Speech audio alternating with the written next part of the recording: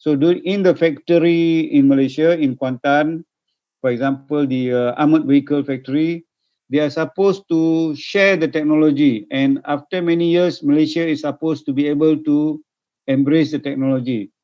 But I can tell you this, from my study, we did a study in the Malaysian environment on armored vehicle that we purchased right from the 1970s, the 1980s, and the 1990s. This transfer of technology program did not become successful for various reasons. Number one, the equipment manufacturer did not really transfer the technology. They hold back on a lot of information. Number two, the people who are involved in Malaysia did not really work very hard, or they do not have the capacity, the knowledge, technical knowledge to get the technology. So that is the big problem when it comes to transfer of technology. It is not, in Malaysia, it is not a success story. But in terms of indirect transfer, you talk about this capability development, we have successfully done this in terms of education. So when we bought, I'll show you some of this. Okay. So you can see here, when we bought like this program, this is the Sukhoi fighter jets, right? This is the main battle tank. Where we buy from is this country, France, Poland, France, USA. Okay, light observation helicopters, France. High performance human centrifuge, USA. CN-235 from Indonesia. Okay, there is some kind of offset, either direct offset or counter purchase. In this case, counter purchase is we sell our oil palm. We buy because they are buying our oil palm. So we buy the tanks, main battle tanks. They buy oil palm. So this is different. But talking about offsets, here got 30% offset, technical offsets. Here got 30% offsets. Here only direct offset, but the percentage is not available for the CN-235 aircraft that we buy from Indonesia. 15% offsets here. So you can see the various degrees of offset. The Black Shark torpedo from Europe, Italy, Eurocopter, Italy, 25% offset. Okay. So when we buy this equipment, there are offsets, but as I told you, the challenge is the lack of technology transfer plan, lack of dedicated technology transfer manager, lack of pool of scientists, researchers, and technical experts to take in the technology, lack of will, appropriate tools, and willingness to acquire knowledge, and lack of sincerity from the organization and the country in UK. They are holding back many of the information. Okay, so this is from the study by Ms. Kogila Balakrishnan and Dr. Matthews from the UK. All right. So coming back to your question, that is my answer, Mr. Dedi Susetio. All right. Okay, thank you. So maybe another feedback from another student, from the rest of the student. Miss, is this Miss Reni? Yeah, the next question is from Miss Reni Apriliani. Miss Reni Aprilani. Okay.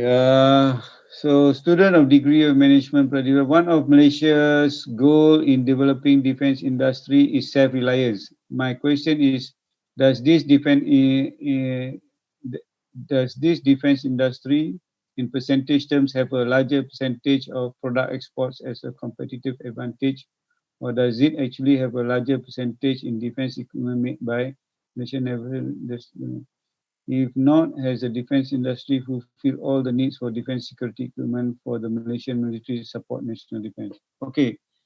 So, Ms. Reni, my answer is also quite simple and straightforward. In terms of self-reliance, we are we got many things to address, right? I think I've mentioned here the different. Okay, these are the different sectors. Okay, the different sectors. Right now, our self-reliance is only on this. We have reached about 77% localized.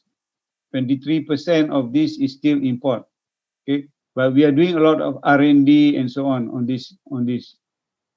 So other ones we are like assembly. This is more of assembly. Like this one, you saw the video. This is more of production of parts for the manufacturing of aircrafts in Europe. So we only produce the parts. This one is a big problem, as I told you. The six ships from 2014 till now still not manufactured. Okay. This one, we are slowly moving towards that, but we cannot be self-reliant because a lot of technology and communication equipment comes from other countries. Okay, so that is my short answer. Is that okay for you, Miss Rennie? Okay, thank you. It's clear for me. Thank you, Mr. All right. The next question is Miss Ulfia Nur Hasana. Yes, sir. From Ms. Novian Okay. Rasana. Defense management. My question is, how can private companies play a role in driving the development of Malaysia's defense industry? How can private companies? I think the private companies must do something which is part of the principle of national defense, which is total defense. Total defense, you have an istilah in bahasa Indonesia. What is total defense? Is it pertahanan menyeluruh? Pertahanan Rakyat Semesta, sir. Pertahanan rakyat semesta. That means involve everybody, people, Yes, sir. private sector, government, everybody work together. But the private sector in Malaysia, I think also like anywhere else, they have their shareholders. They are more responsive to the shareholders. They are more concerned about the profit, the return of investment. Okay, so they are not willing to sacrifice some of their profit just because they want to support defense. So far, the Malaysian government is probably not like maybe a country like China, where they are more authoritarian in their approach. They can direct the company to do something for the nation. So Malaysia, no, we are very much a liberal democracy, a capitalist economy. Right, so private sector, they do what they want. If they feel that they can make money, they will join. But there is a lot of encouragement and opportunity given by the Malaysian government.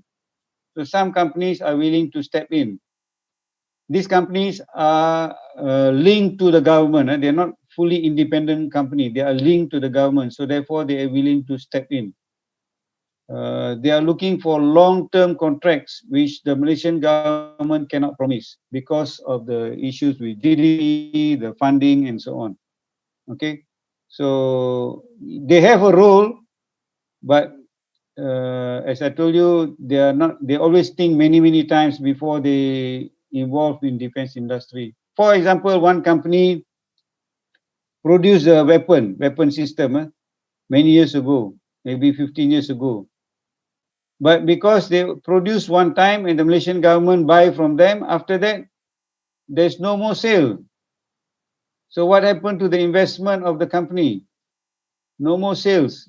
The government don't want to buy any more weapon. They said we have enough weapon. So the company has to close down. So return on investment are big issues for private sector. They always think of their shareholders. Okay, I hope I've answered my question, Ms. Ulfia Nurhasana. Yes, thank you. All right. Okay, so there's, are there many more questions? I have to probably answer faster. We have time until what time now? Until 11:30, sir. 11:30. So we have what, another Yeah, 25 minutes? Yes, sir. There's still enough time to answer all these questions, I think. Okay. The next So question my is name from is Siti Khairina. Siti Khairina Rahayu from Defence Management. Good morning, Colonel. My question is, how does Malaysian ensure that the raw materials used here are high quality, especially in achieving a more developed defence industry? Overall, do the raw materials in the manufacturing defence use raw materials originating from the country, or you rely on imports and raw materials to create the independence? Okay, I don't have much knowledge on like, for example, the video we saw. You saw the production of the parts for the aeroplane, right? The wings and the all the different parts of the aeroplane. So I'm not sure how much of it is locally sourced, or do they buy it from overseas? They have to meet the standards of the overseas players. The Airbus will surely ensure specification. They want the quality of the material. So if we cannot produce the material locally, we have to buy the material from overseas and then do the production. Like the body armor, they're talking about the body armor, the helmet, and all those kind of things. Even that material, I think it is cheaply available in China. So we buy the material, and we have a local company producing the uniforms and those kind of things. Maybe fabric for uniform, all that is produced locally. So I don't have a right figure or detailed answer to that. But yes, if we source for material from the local environment, it's good.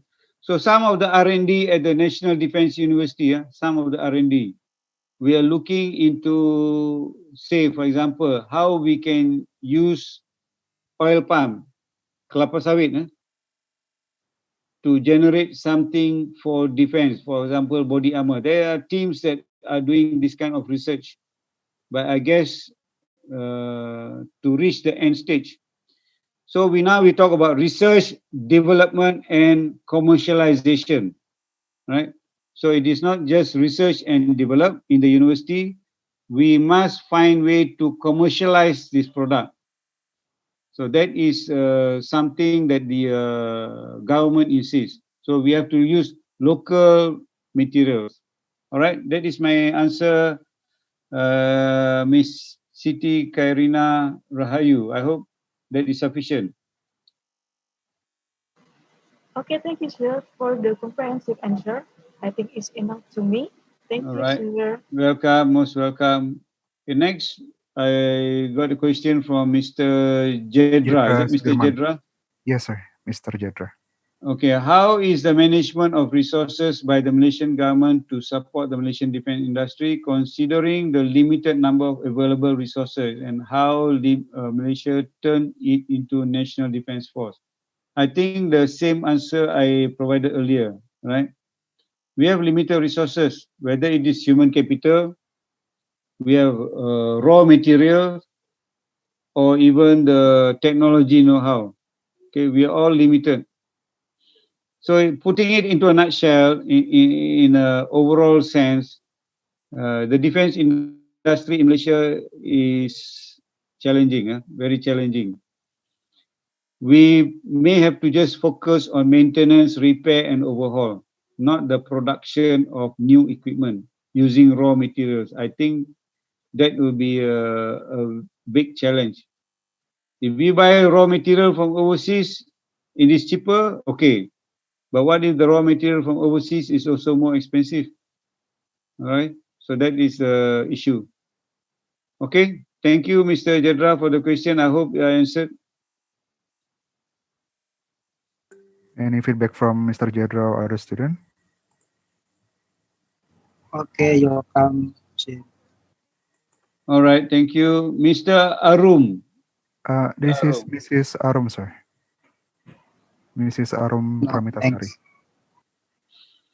So just now was the question. There was Mr. Arum, all right? So Jedra, I've answered. Is that Jedra just now? Yeah. So Mr. Arum, Mrs. Arum, sir. Miss Arum, sorry. Yes. Miss Arum Pramitasari. Okay. Yes, sir.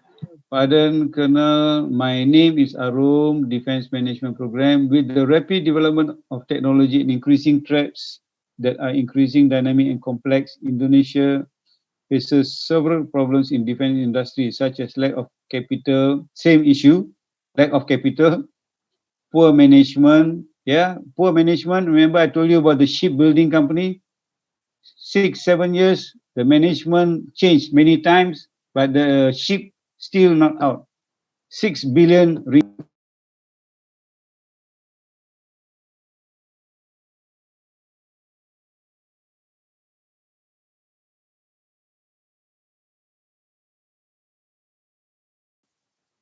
poor management use the product is still far behind of those countries. My question is, does Malaysia face the same problem? If so, how does Malaysia deal with this problem? If not, what kind of management does Malaysia do to prioritize defense industry? Okay, agreed. What you say is true. The threat environment today is increasing. Technology is also increasing. Small countries like us, we are left behind in technology because other people are moving very, very far ahead. So my personal thing, when I have discussion with the defense industry in Malaysia, I only suggest try not to compete with people who build tanks, try not to compete with people who are building ships or aeroplanes or submarine. That is very high technology. Why not we focus on IT, computer systems, all right? So that we have a strong pool of people, okay, highly educated population who can focus on these kind of issues. Can we focus on producing software applications? Can we focus on this kind of things to create cyber defense? Number one is cyber defense, very important. I think you all understand the need for cyber defense. Number two, can we create a cyber attack force? Right, cyber attack. You look at the threats today, if China threatened us by flying into our airspace, right? Maybe we cannot counter with our airplanes. We only have limited number of fighters. Why not we launch a cyber attack on China? What do you think? We launch a cyber attack on China and maybe China will stop flying into our airspace. I don't know, I'm just giving an idea, but we are a small country. Maybe that is the way to go. We need to think of how these things. And to further explain your question, let me share this slide. Okay.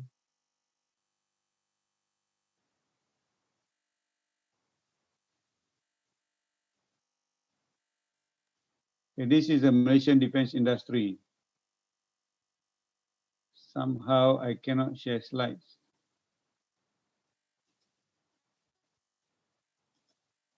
Okay. Malaysian defense industry, the history development, okay. Same thing here. Pertahanan berdikari, self-reliance.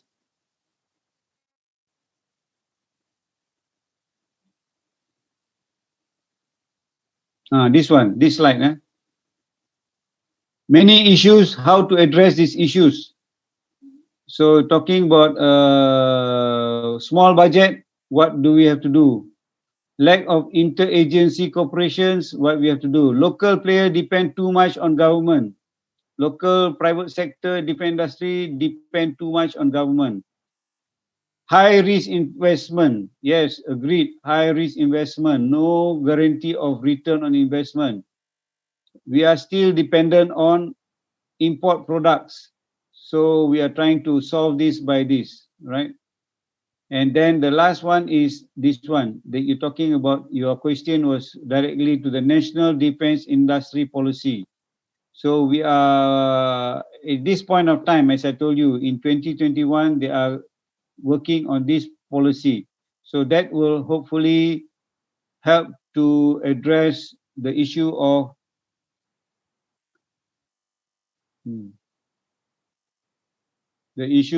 poor management. Okay, I hope I answered your question, Ms. Arum Pramitasari. Yes. Yes, clear enough for me, sir, and I'm agreed with your explanation. Thank you so much. Thank you for the question too. All right, next question is from Miss Nori Salina. Is that right? Yes, Miss Nuri Salena. Miss Nori Salina. Okay, from Defense Management. Question is, what Malaysia do to make the deterrence effect level up in defense industry? Okay, is that Malaysia faced with budget problems in the program? I explained to you about the budget problems. I hope I don't have to repeat. We have problem with budgets. Our budget, you know, the big cake, the big cake, the pie. Most of it goes to everyday operation. Very little for development. We have to pay salaries. We have to pay maintenance of the buildings, maintenance of the vehicle, the material that we use, for example, fuel, food, and everything. All the money goes to this. Very little, only 20% left to buy new products, to modernize the armed forces with the small budget. 15 billion ringgit is not enough. If they give 30 billion ringgit, yes, maybe. Okay, 30 billion ringgit, yes, maybe, but is very problematic. Okay, for Malaysia, it is a big problem. Okay, so that is my answer with the budget problem. And the budget problem program for Malaysia changed its platform to a light attack aircraft. Okay. The program for new procurement that Malaysia changed its platform to a light attack aircraft. Is that any effect on defense industry? So far, no effect on defense industry because we don't produce light attack aircraft.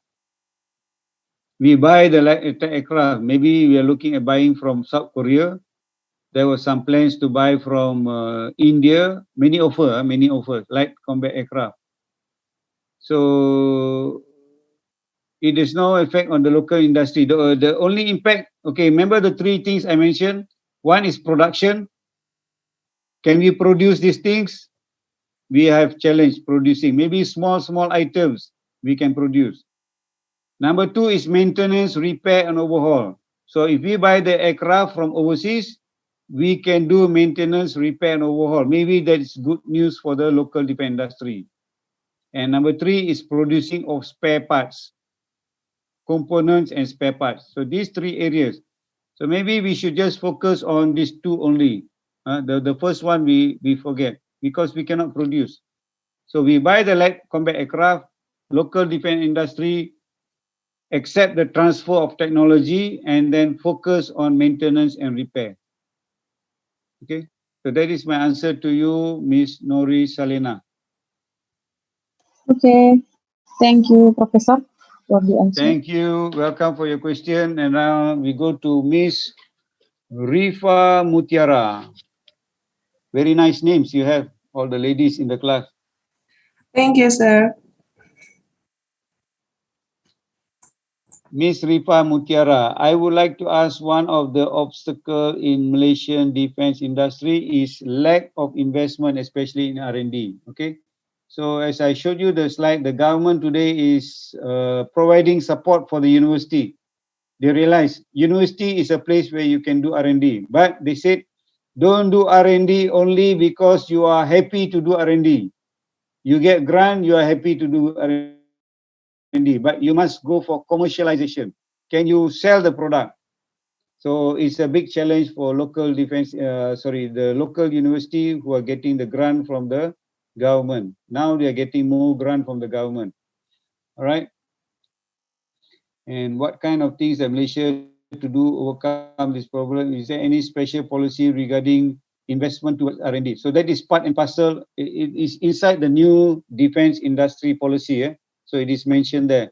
And the policy is coming up in in August this year, sorry.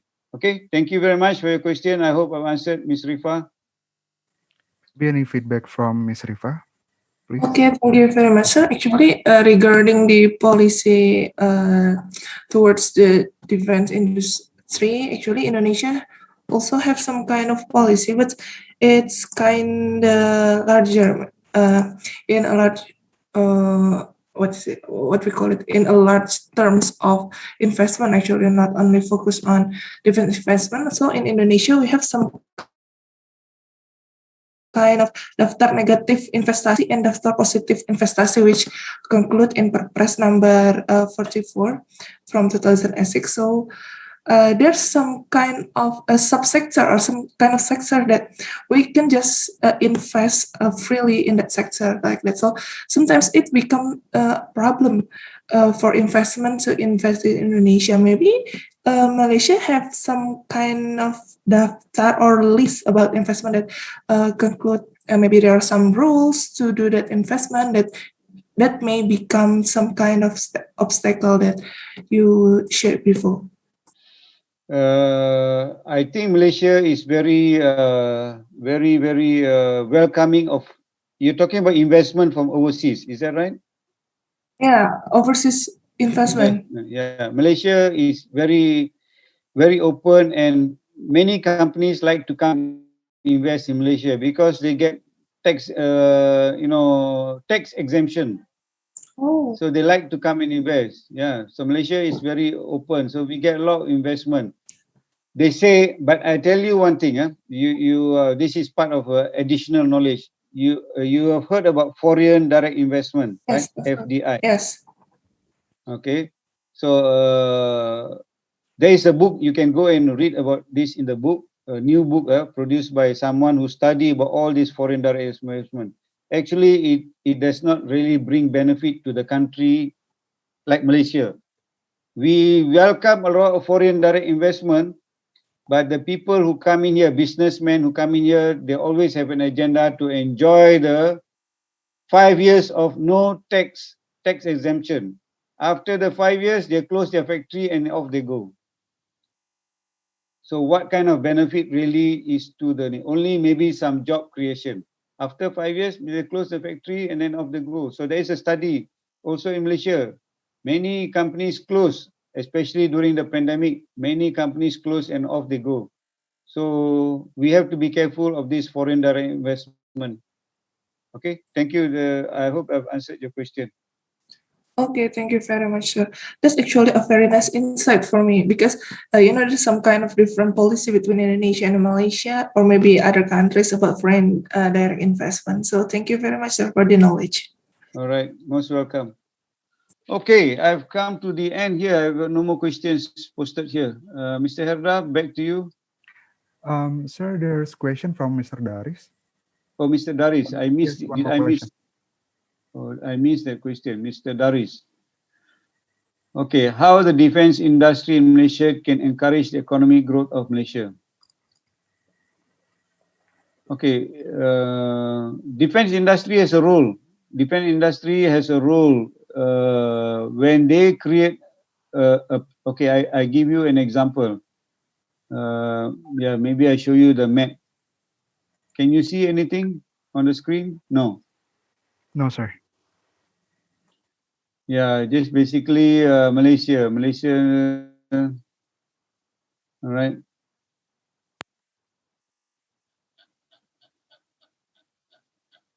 I use a map to explain.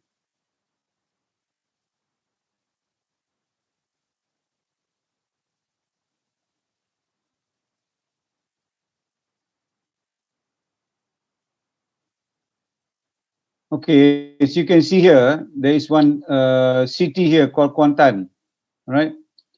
Many years ago, the place down here is very backward, very little development in this area. But because the company, defense industry company, set up their manufacturing plant here in this place called Kuantan, so the local environment, the socio-economic development of the people down there, it become vibrant. So today people have jobs, right? People have jobs to look forward to and they can work.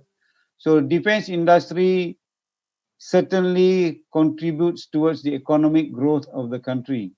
All right. In here is the shipbuilding company. And then we have maintenance and repair company. The one that produce the aeroplane parts is in Malacca, somewhere down here. And Malaysia is a small country compared to Indonesia. So we are all very close by. So all these places where the local defense industry set up their plants, whether it is shipbuilding or automotive industry like the armored vehicles or the aeroplane spare parts production company, it produces an environment for other economic activities. So socio-economic development, particularly in the area of employment. All right. So that is my answer to your question, Mr. Darius. Maybe any feedback from Mr. Daris, please? Thank you for the answer, sir. You're most welcome. Okay. So what do we Sir, do now? actually, we still have 5 more minutes, and there's one question from Mr. Tri, who want to deliver his question directly, sir. Is it All okay? right. Sure, no problem. Most Okay, please, welcome. Mr. Tri, you may deliver your question. Thank you very much, moderator. Thank you very much, Mr. Anan, about the explanation about the defense offset. Because I have the program defense offset too in Indonesia. Yeah. Maybe just question about the minimum threshold about the how many percent to the winning of the tender procurement in Malaysia. How many percent of the offset? Okay. So the principal winning in the tender. Honestly, I don't have an answer. I don't have information on that. Unfortunately, I'm very sorry. I apologize, Mr. Tree, for unable to answer that question. It's probably more sometimes this kind of information is classified. Just now I show you some slides. I show you some percentages, right? Even the one that we buy the aircraft CN235 from Indonesia, it says there the percentage not available. Maybe it is a classified information, government to government agreement. So I'm sorry, I cannot answer that question for you today. Okay, thank you. If in Indonesia, maybe the program from 45%, if the principal to sell the product should require 45%. Oh, and 45%. yes, after 5 years, up to 10%. Up to 10% after 5 years. Okay. And now in Indonesia until 85%.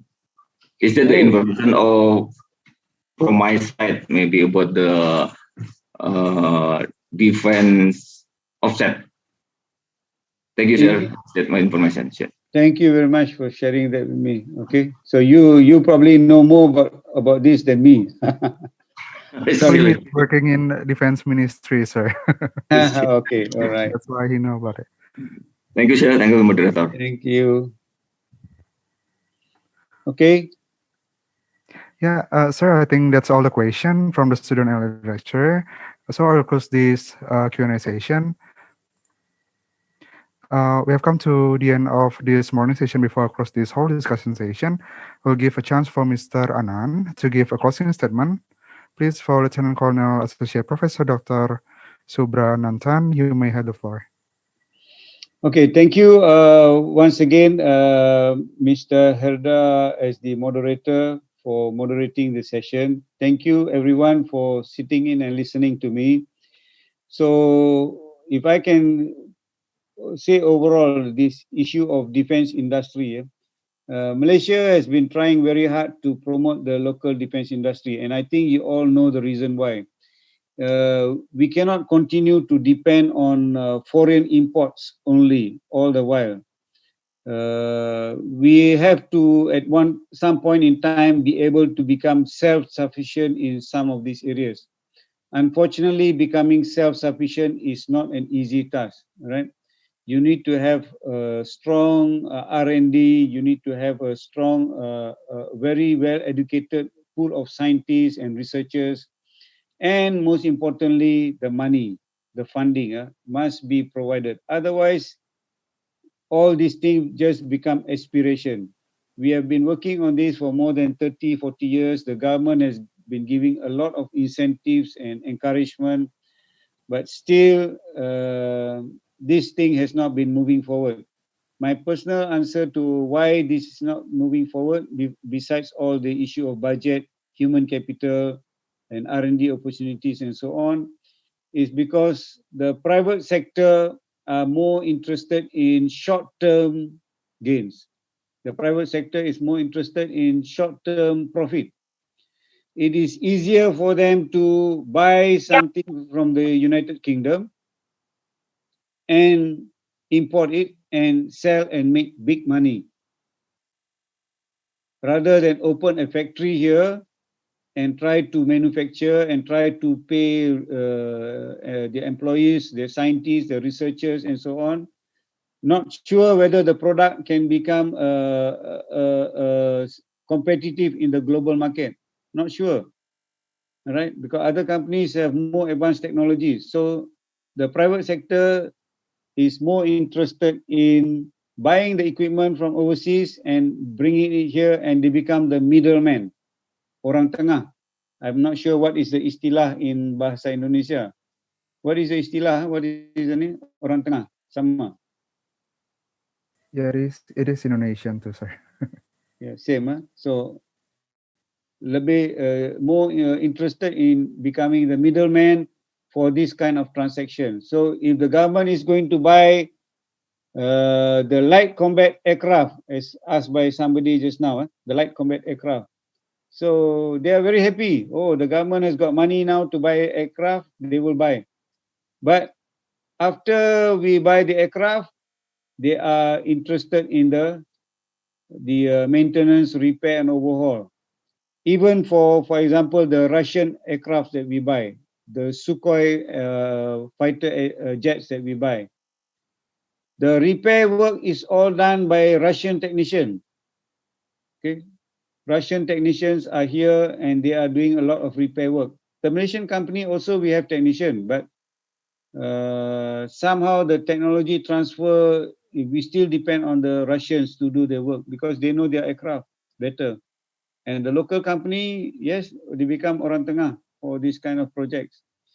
So as long as we have a private sector who are more interested in their, their profit margin, the bottom line, we will continue to face a big challenge in defense industry.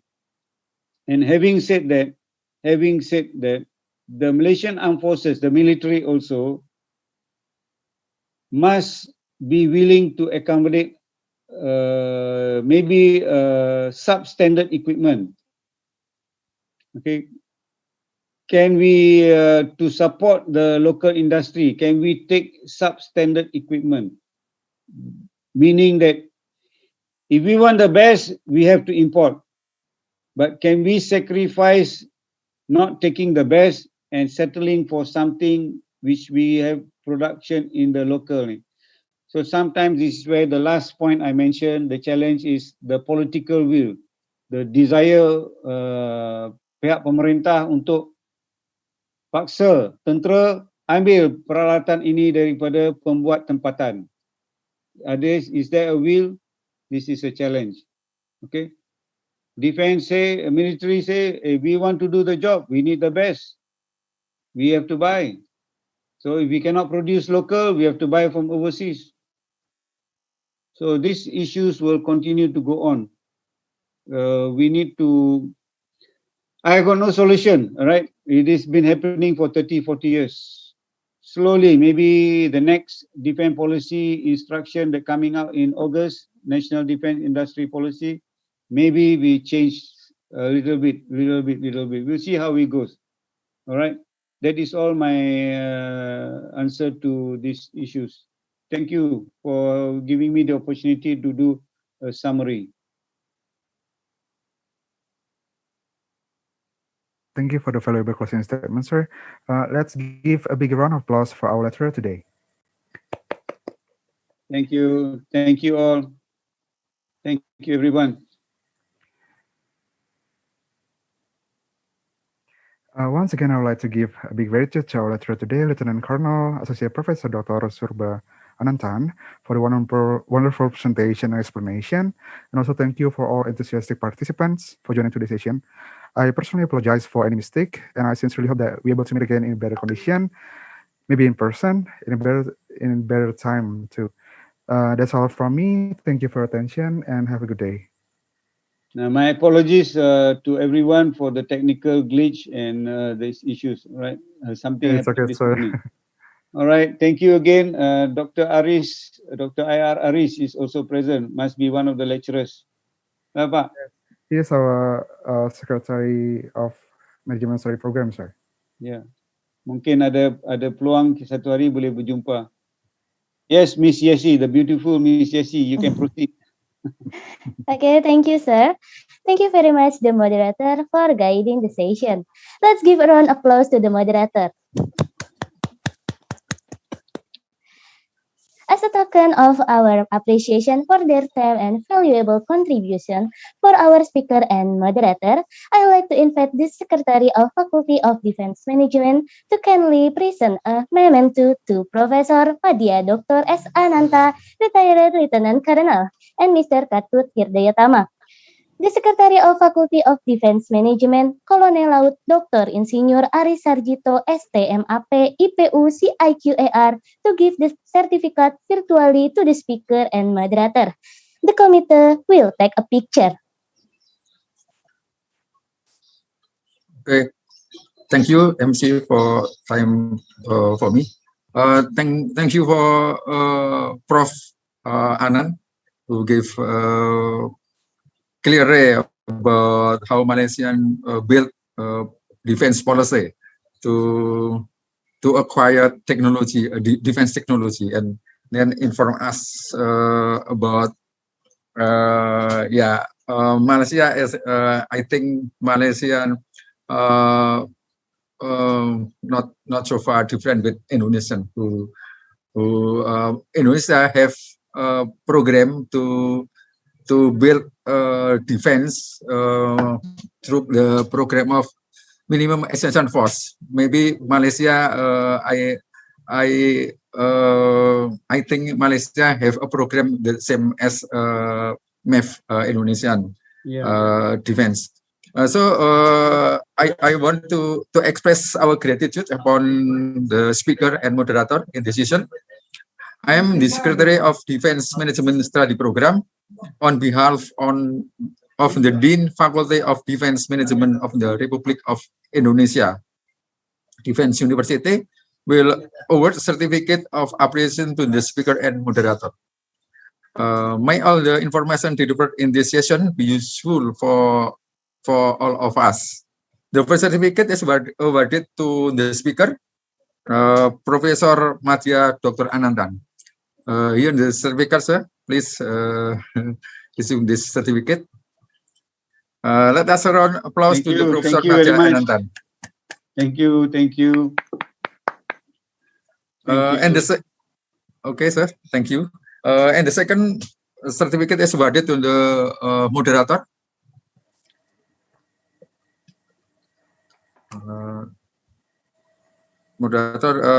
My student Herda Yatma. Let us give a round of applause to Herda Yatma. Thank you, sir. That's all for this season, and thank you for all. Once again, thank you for Professor Anand. See you later in the next time. Yeah. Maybe I will go to your UPNM again. Oh like yeah, last year. okay. All right, yeah. Jumpa lagi. Terima kasih, Prof. Selamat siang. Selamat siang. Kembali ke MC. Terima kasih. Before closing session, please allow us to have a photo session for documentation of today's agenda.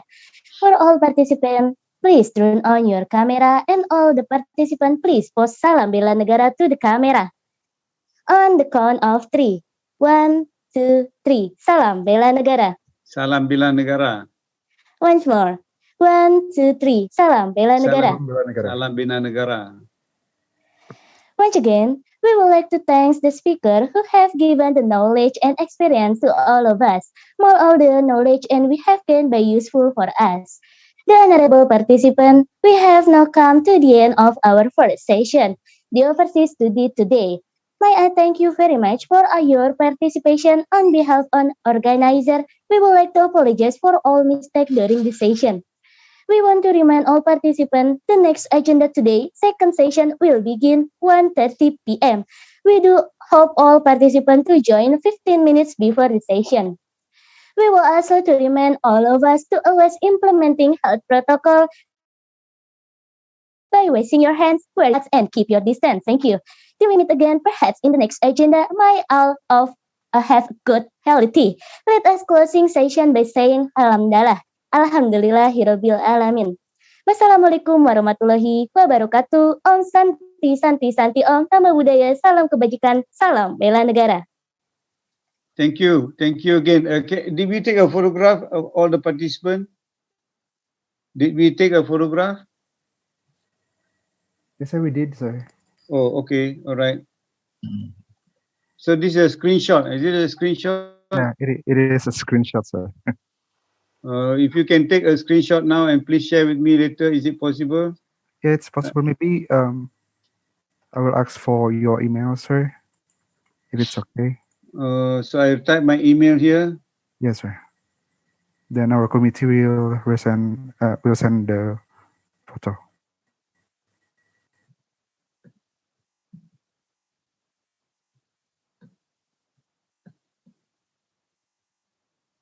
All right.